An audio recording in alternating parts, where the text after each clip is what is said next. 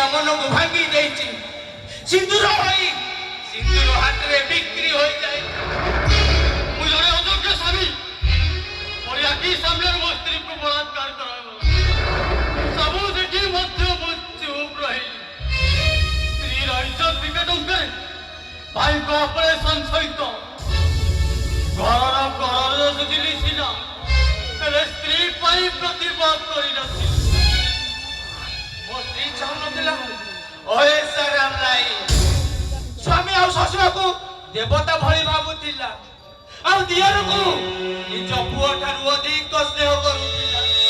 ହେଲେ ଦୈବ ତା ସାଥିରେ ଦାଉ ସାଜିଲା। ସେଦିନ ବଳାତ୍କାର ପରେ ମୋ ସ୍ତ୍ରୀ ଅନ୍ତଃଶୁଦ୍ଧ ହେଲା। ଆଉ କାହା ଅରସର ସନ୍ତାନକୁ ସେ ଗର୍ଭରେ ଧରି ଏକଥା ସ୍ୱାମୀ ହୋଇ ମୁଁ ସହିଥାନ୍ତି କେବେ? ମୁଁ ତ କାମ ଶୁଣ କରିବା ପାଇଁ ବାରମ୍ବାର ବାଧ୍ୟ କଲି, ଆଉ ଶେଷରେ ତାକୁ ସେ ଘରୁ ତଣ୍ଟିଆ ମାରି ବାହାର କରିଦେଲି।